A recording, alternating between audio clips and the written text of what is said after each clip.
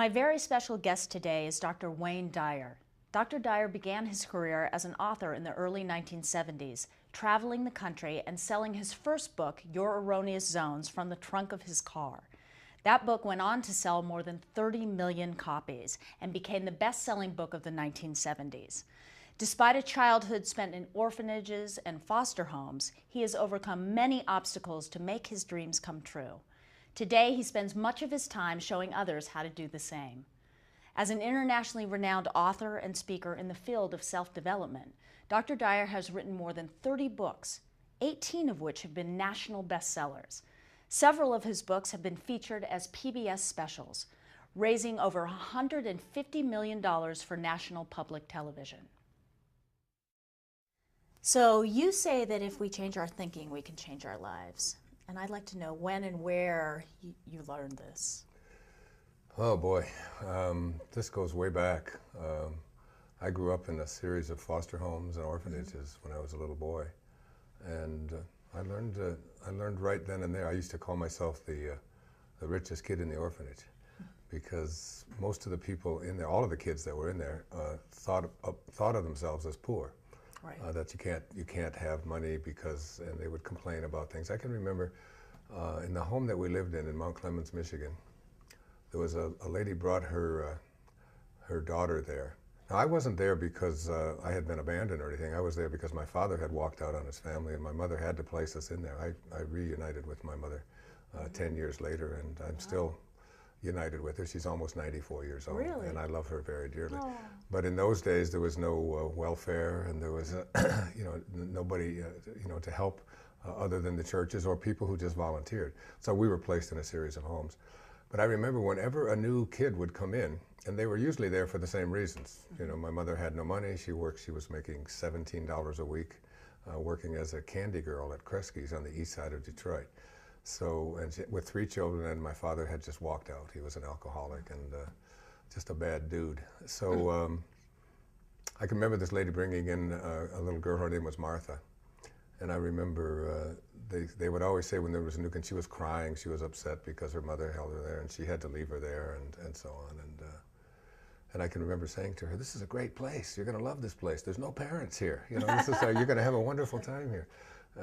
And so I was always the one that someone would call and say, just see Wayne, because he always has a positive attitude.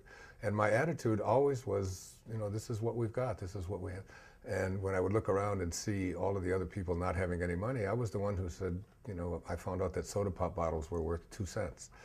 And for me, 2 cents, I mean, that was just amazing. So I would just follow people around who were drinking a soda pop. So you almost through with that? And I'll take it off your hands. And so you always saw the opportunity. And I always knew that it was just the way you think. I can remember our teacher that year, her name was Mrs. Poole, and I can remember her yelling at the class and saying, "This is the worst class that I've ever had. I can't, this class." And I remember being out on the playground, and the little kids all upset, and especially many of the girls were crying. We were in her worst class. And I just said, if this is her worst class, she's got an easy life. It was like, just change it. You don't have to believe what she says. Change the way you think, and you can decide to be happy right now. And you were how old at this time? I was 6, 7 years old. You knew that yeah. Wow. It's something that I've always known, that we become what we think about, and if you change the way you think about things, you change the world that you live in. Yeah. So how can we use affirmations to get unstuck and become more positive? How do we use them? Well, affirmations are, if you were to walk into my home over on Maui, and walk... Oh, and I'd like to. You're very welcome. Thank you. And you walked and looked around at all the different... I have affirmations everywhere. I have them over my bed. I have them where I shave. I have one at my door that as I walk out, it says, "Attitude is everything, so pick a good one." I have one on my in the car, right as I look at it every single day, right on the dashboard, and it says, "Practice aloha," so that if somebody's honking Yeah. their horn or whatever it is, and it's like, I look at that every time I'm in the car, and it's a reminder to me, be kind, you know, Yeah. don't be so frustrated. Because Don't aloha beat yourself is up. kind of a welcoming, loving sort of, Absolutely. it's Yeah. an all-consuming. I Right. knew that It's a when I term, went there. It was, yeah, it's, did you live there in Hawaii? no, I didn't live there, Oh, but every time I visited, and I have friends that live there, and they always say aloha, and it's a Yeah. deeper meaning than just yeah, hello. it's a greeting, and It's a it's greeting, also it's a a- hello, it's a goodbye, but it really just means, you know, practice being in the spirit, the spirit present of God. and Yeah, being, being here, yeah. being, you know, allowing, and so you'll see them all over. You'll see them on the, you know, on the cupboards and. That's you know, wonderful. my kids Would you say there was one affirmation that we could all use to change, you know, to move towards our dreams right now? I don't know that there's one. I mean, the one that I use is that, you know, I can attract anything I want into my life. You know, I am in charge of my life. I can create health and happiness and being positive.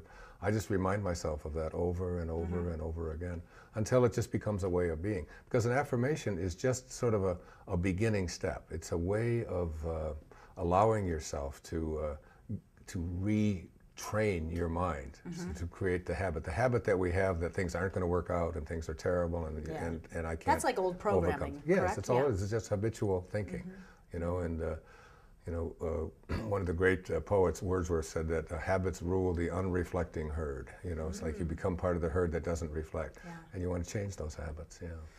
What would you say is the key to living an inspired life, since you seem to be living one? I think probably the most important thing about being inspired is to understand what the word inspired means. If you break it down, it's in spirit, and it's like a recognition. I think the most significant thing about it is that you begin to realize that who I am is not a human being here having a spiritual experience, but it's really the reverse. That who I am is a spiritual being, an infinite spiritual, invisible being, having a temporary human experience. And the key to living an inspired life is to always come from that place. In Excuses Be Gone, in a recent book of mine, I talk about living from a place of awareness. And awareness is thinking like God thinks. Like we all come from a source, every single one of us, and we all return to that source. You know, T.S. Eliot said, "We shall not cease from exploration, but at the end of all of our exploring, will be to return to the place from which we originated and to know it for the first time." And he was speaking about death. You know, it's like ultimately you're going to return to the place from which you originated. I take that to mean that if you return to the place from which you originated, you don't have to die to experience that. You can live in spirit. And when you see yourself as a spiritual being, having a temporary human experience, And everything is ongoing. Everything It's shifts, nothing. everything changes for you, and you begin to recognize that there's absolutely nothing that you can't do. I mean, in the New Testament, there's a wonderful line of Jesus. He says, with God, with Source, with Spirit, however you want to call it, all things are possible. And I always ask an audience, what does that leave out? You know, that all things are possible literally means all things are possible. So whatever it is you'd like to attract into your life, whatever you'd like to accomplish, whatever you'd like to do in your life, if you start from a spiritual place, a place of all things are possible, if I return, you know, and get to that place, and then I begin to visualize it, and I begin to use my imagination, because everything that we see around us, everything in this world, was once imagined. Everything, you know, that camera that is there, the clothes that you're wearing, the chairs that we're sitting on, everything once had to be imagined. If you get that, I mean, Einstein's famous observation was that, you know, imagination is more important than knowledge. If you can learn how important your imagination is, and that's where your spirit is, in that place, and then once you go to that place, in what it is you'd like to attract into your life, you're coming from a spiritual place, absolutely nothing is impossible. Yeah. How would you define spirituality? I think it's, again, Einstein was one of my heroes, and you know, they asked him about quantum physics and all of these technical questions, and I remember him saying, he said, they're just details. He said, I'd like to really learn to think like God thinks. I think, I was down in Australia a couple of years ago, and I was on a show there, the Tonight Show down there in Australia, the equivalent of the Tonight Show here. And the woman asked me, what is your mission? And I just blurted out, to live a God-realized life. And she asked me what that meant. And I said, I think that means to learn to think like God thinks, like how does the source of all things, if you could put it into a context of how does it think? How does God think? The only thing that God thinks, it seems to me, is like if these were the hands of God, you'd say, well, what does God do with his hands? Well, the only thing he does with his hands is that he gives. And spirituality is that. It's taking your attention off of yourself. Like the first 9 months that you were alive, you know, inside your mother's womb, there was absolutely nothing for you to do. You know, you just let go and you let God, which is what we say in the recovery movement. You just let go and you just allow. And you can't interfere with the process. There's nothing, you know, there's an invisible intelligence that is allowing this growing fetus to have its nose show up, its heart starts beating in 1 second, and after 9 months it comes out and we look at this beautiful little creature and we say, great work, God, we'll take over from here. And in the taking over process, we create what we call a false self. Yeah. And the false self is the ego. That's when separation occurs, right? Absolutely. That's when we separate from source. Right. Right.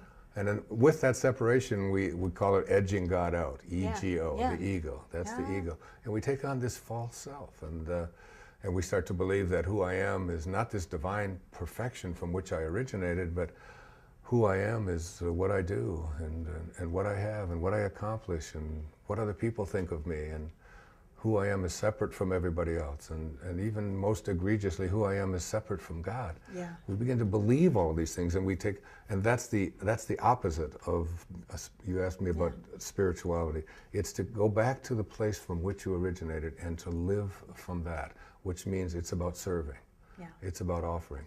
Lao Tzu spoke about this in the Tao Te Ching. He said your original nature is based on 4 cardinal virtues. And the cardinal virtues, if you can live them, this is who you are as a being.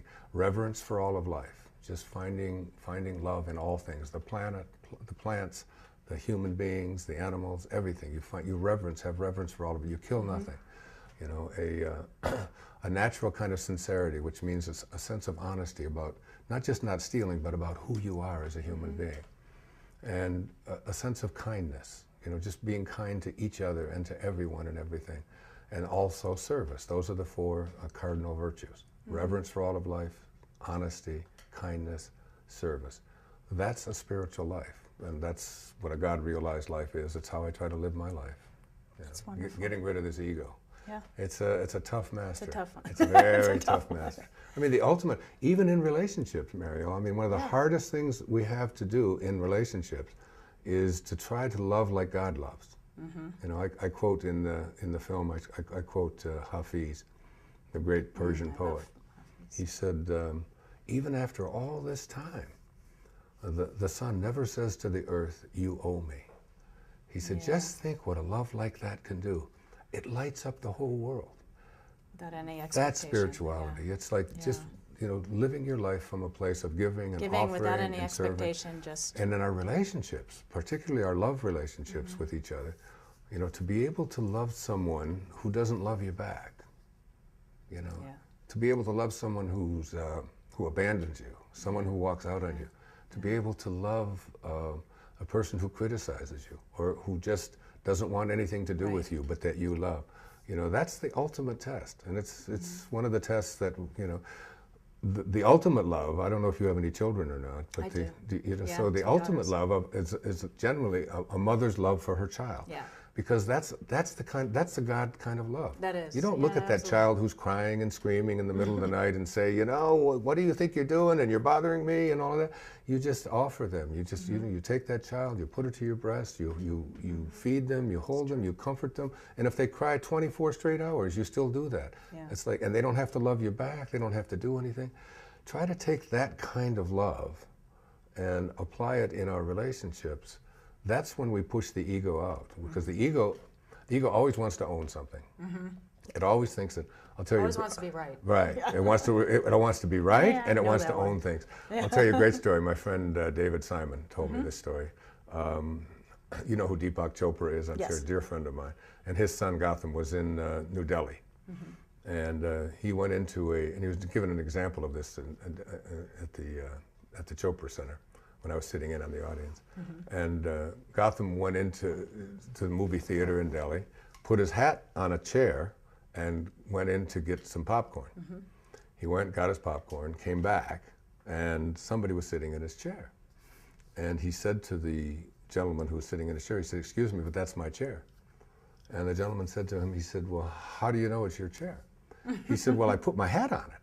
He said, "That's how I know it's my chair." And the man said, "So according to your logic and way of thinking, if I put my hat on your car, it's mine?" And I thought, that's what the ego does, isn't it? Yeah. It's what the ego wants to own everything, including each other. You know, it's like if I'm in a relationship with you and I love you, that means, you know, we place conditions on it. Yeah. You're responsible.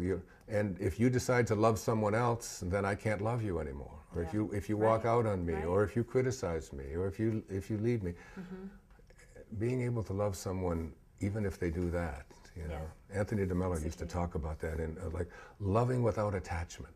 You know, the ego is such a hard master. It just it has all of these demands. And I mean, he used to say that the great test to be able to love someone is to say, "I leave you free to be yourself, to think your thoughts, to indulge your tastes, to do exactly as you please, and I will still love you." Hardly anyone can pass that test, but God can. Would you say you've overcome your ego? No, Me I neither. wouldn't. I wouldn't say that at all. If I said yes, I would be lying.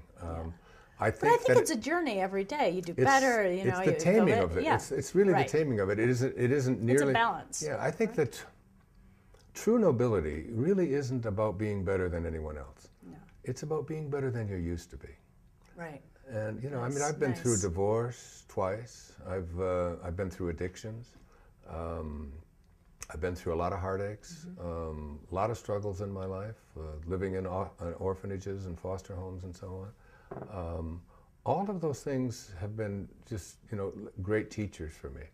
But the toughest one for me is still the ability to love those who don't respond to me the way I think that they should respond to me. The way you Not so want them much to. in an audience and not so much with the people that I run No, into. but you're into, you know, you're close to people. No, yeah. I know, it's very difficult. Even with my own children. And I have Yeah. 8 beautiful, wonderful children. But that's what awareness is. That's what being present is about. It's about Exactly. staying and it's like, okay, I'm not perfect, but I can try in this moment to accept that I don't get things the way that I want them. And to recognize that it's your ego talking. Yeah, because it's not you. It's not really your pure you It's the when you're false talking about the self. child. Yeah.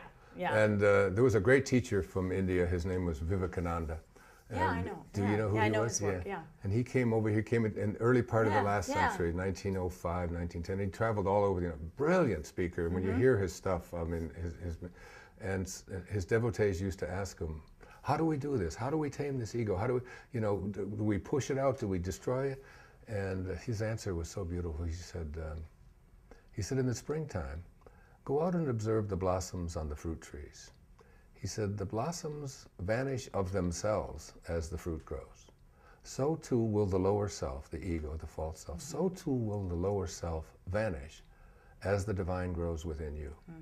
And that's what it is for me. I'm 69 years old, and it's like every day I try to let the divine grow within me just a little more. Just, you know, practicing aloha, whatever you want to call it. I was staying in a hotel in Los Angeles the other day. I was up taping this with the Bonnie Hunt show, and I was on the 5th floor, and there was a woman who comes into the room. She's been on the 5th floor for 12 years. She's a maid, and she cleans our toilets, and she keeps our living room nice, and she's she cleans up dirty sheets that have stains on them. I mean, this is an angel who comes into your house.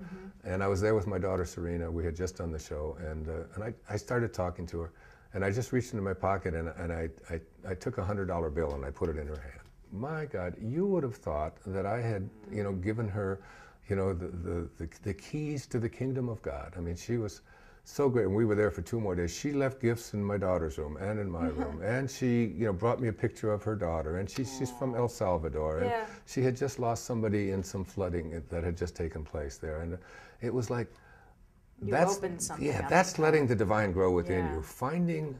And it isn't the $100. No, I mean, no. a lot of you watching can't afford $100, but you can afford. You can think a nice thought. It's just like somebody. You can say a kind word. You can say, and so many people forget to say thank you to people that serve Or the in that people way, that are or- begging at the, you know, with their brown signs up on the side of the road. You don't have to give everybody who's standing there asking you for money, but you also don't have to criticize them. You don't have to find fault with them. You don't know what the story is. Yeah, we and all you think can, we know. Yeah, you can give a silent yeah. blessing. I can remember, I used to do that. I used to think, I remember one time thinking, who is this guy? He's healthy, he's strong. What is he doing standing up there? Right, I right, work, right. why isn't he working? And then when I got up a little closer, I saw that he only had one leg. And Yeah. I thought, he only Hello. has one leg. Yeah. You know? Yeah. And I pulled the car over and I got him in and I took him, I got him something to eat and gave him a little money and all that. But there was a time, he's like, not that instant judgment. That's letting, it's like letting, that's what Vivekananda meant. Let the divine grow within you. And it's like you're a vessel, you're a container. And the more divinity that you allow into you, the more of those 4 cardinal virtues that I spoke about that you begin to practice, it pushes out the rest of the stuff, because there's no room in there for the ego and for all the false self, and look at me, and look how wonderful I am, and look at all my stuff, look at all my accomplishments, look how wonderful I am, and look So how if you angry I am. practice those virtues, it pushes it out, and you Yeah. become Christ-like, you become Buddha-like, you begin to live a life of a higher spiritual consciousness. You know, you live at city consciousness where you're constantly giving and offering and serving. And the irony of all of this is that when you begin to do this and do it more and more and more in your life, the stuff that you used to chase after and you used to try to get into, It means nothing to you anymore. but more of it comes into your life. It just keeps showing up. But you don't more. care. Yeah, and then you just circulate. Then you just give it away. You just give it away. Yeah. So That's beautiful. Yeah. What would you say to somebody who didn't consider themselves spiritual? I would say that you know, try to wiggle your finger. You know, just take your finger and ask yourself, how do I wiggle this finger? And then you do this, and you say, wow, what is that? And you say, well, I can go inside your brain, and I can find the command center inside of your brain if I look in there, and they can do that, and that allows you to do this. But no one can find the commander in the command center that says, I think I'm going to wiggle my finger. Right. And that's your spirit. That's your thought. That's invisible. That's an invisible message to your finger to say, wiggle for me. Right. You can't find the connection. No one can find it. There's nothing there. It's like, what is this stuff? You can look inside of you. Right. That invisibleness that allows you to do those kinds of things is that's your spirit. That's the invisible part of you, and that's what organizes everything in your life. Yeah. The inner you. Yeah. So in your film, The Shift, you explore the journey of making the shift from being motivated by ambition to seeking an abundant life of meaning and purpose. So what is the best way to begin this process? I think we've been talking about it all along here. I think the best way to begin it is to recognize who you truly are, your true essence. I'm writing a companion book to this movie, it's called The Shift, but it's called there's 4 chapters. From is the first chapter, ambition is the second, to is the third, and ambition is the fourth. And so it's like, it's the journey that all of us take, Mario. It's the journey from, where did we come from? And you begin to look at, you know, not my parents and all of that, but from a quantum perspective, from a spiritual perspective, that the particles, quantum physics teaches us that particles do not come from particles. That it's Jesus said it, it's the spirit that gives life. Find your spirit. It's that quantum leap. Yeah, and then ambition becomes the part of our life when we take on all of these things. I am what I have, and I have to accomplish more. And then 2 is when you begin to see, if you start here, and you start heading this way, away from your original source, away from your source, then you have to someday make a U-turn, which I've had to do. And as you make a U-turn, you start coming home. But you don't have to die. You come back to your spirit. And then meaning is when you're living here.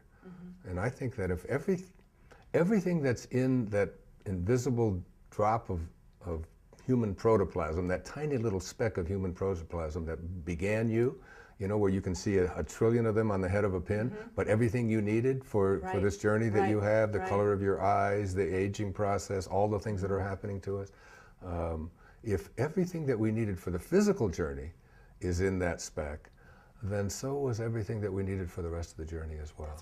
Relax, let go, lighten up, practice non-interference, see God in nature, find your true self in in the joy of the miraculousness. I mean, Rumi said, sell your cleverness Yes. and purchase bewilderment.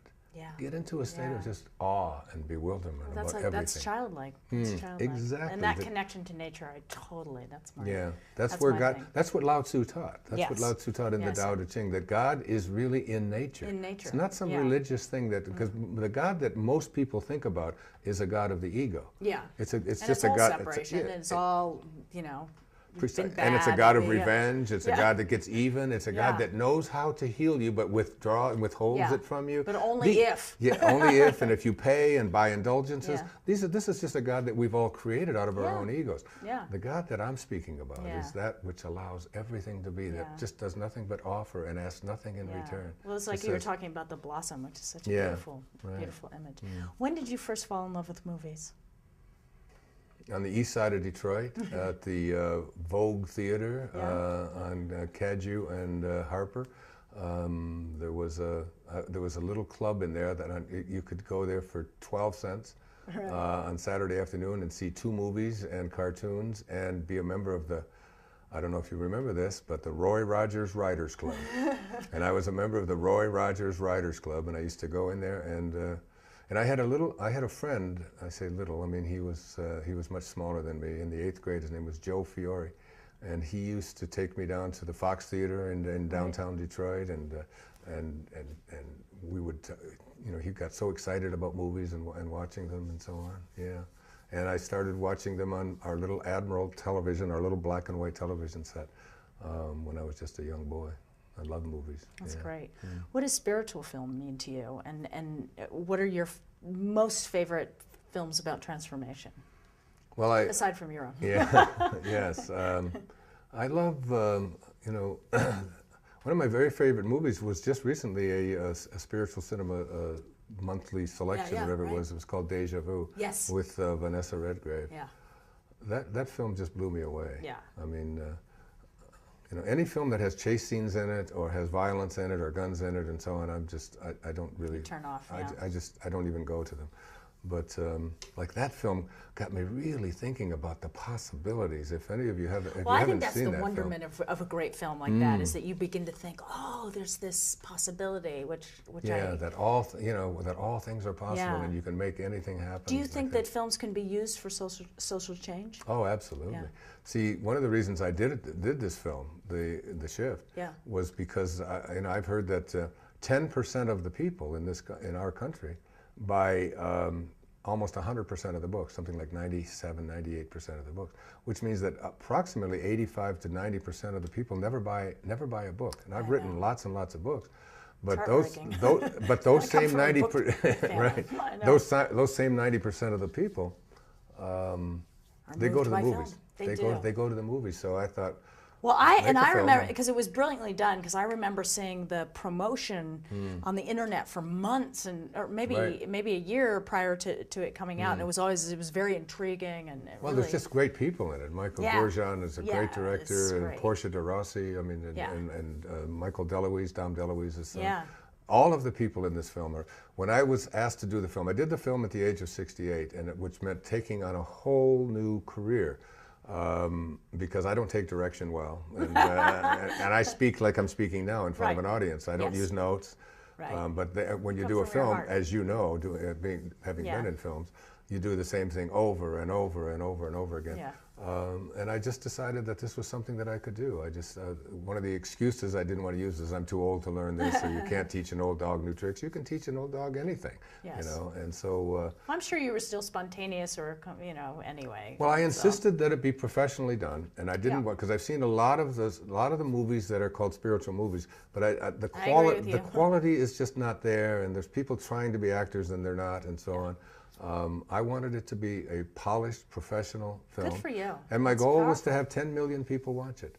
And I know that will happen. And it'll happen. Once you see 10 million in America is pi. Do you remember pi when you were in geometry? Yeah, 3.1416. If you can get 3.1416% of a population to align, all the then rest, all the rest fall into place, it's right? 100th That's monkey. right. They That's all right. begin to align. That's right. So for me, if 10 million people watch The Shift, we can make a shift not only in our country but on our planet as well. And that's why I'm happy to have the film as part of spiritual cinema, because it's another whole bunch of thousands of people who watch it, tell other people to inspired watch the whole spiritual cinema circle, fan base. They're totally turned on by the film, so that's wonderful. That's great. What films do you think have made a positive impact on society?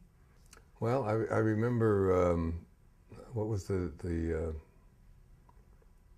was the guy that ran all the way across the country? What was Forrest Gump? Forrest Gump. Right. Forrest Gump was one of those kind of films that made people look at people who we call special needs and see the beauty and see the joy in them. I think the film about what Tom Hanks was in about the D-Day, Saving Private Ryan. Yes. I think that film transformed my brother's life. My brother Dave was in Vietnam, was a Bronze Star winner, and saw such horrible violence. He was a medic there, and he saw hundreds and hundreds of people, and he had never talked about it for 30, 40 years. Never talked about it. He was just so bogged up inside, you couldn't get a word out of him. Yeah. He now has Parkinson's disease, and so many of those people of that generation weren't allowed to really speak about, And he said, that's what it's like, Wayne. Yeah. That's what it's like. I think the film Ghost was one of those films that really, deeply and profoundly touched me in terms of looking at when it opened guidance that window. from the other side. Guidance from the other side. Yeah. Those kinds of things. And lots more of them as well. Yeah. So what kind of films do you think young people should see, and why? Well, I think young people should see films that I don't like to use the word should, but I don't either. Yeah, but I think young people can benefit greatly by films that give them sort of an expanded view of what is possible in the world, instead of so much of what we think young people want to see, which is a lot of silliness and a lot of violence, and a lot of obscenity and so on. And also empty, these empty films. It's like there's so much big something happening, but there's not, you look under the surface and there's nothing going on. I get letters from people who've seen The Shift, and they said they just had it on in their home, and their teenagers will come in and they'll say, "What are you watching?" And all this is on, and then before you know it, they're hooked. Yeah, they're hooked, and they're watching it. They're telling other people about it as well. Nice. So I think if it can just expand your consciousness and I think film can make a huge difference in transforming the world. I really do. Yeah. Well, you've kind of answered this question, and you've sort of made this film, but I'm going to ask it anyway. If time, money, or talent were an obstacle, what kind of movie would you like to make? If you got to do it again, and you had everything at your disposal. Now, having made a film, you know the opportunity that is. There were no obstacles. The money wasn't an obstacle, and time wasn't, and I kind of everything thought else. that you were going to We just did what we wanted to do. That's wonderful. And I think this film, and maybe perhaps a follow-up to it, maybe following the characters or something, is. I would just like to make a film that can make the shift, because we've got to make the shift. Well, this has been just delightful. I could speak to you forever, but I think we've run out of time. Thank you so much. I was such an admirer of your grandfather. Oh, by the thank way. you. Such an admirer. Why I say thank you? Because I'm responsible. Well, I remember reading Islands in the Stream. Yeah. And a lot of people, one of the lines that he had in there, a man had just been, he just found out that his son had been killed in the war in Spain, and he that night was out dancing. And someone said to him, "How can you be dancing when you've just found out that news?" And I've never forgotten this. He said, "I decided that sooner or later I would have to get over this, or it would kill me." And he said, "I just picked sooner." And I learned that from your grandfather. Yeah, pick sooner. Pick sooner. Yeah, pick sooner. Yeah. Thank you. Awesome. God bless you. Yeah, you too.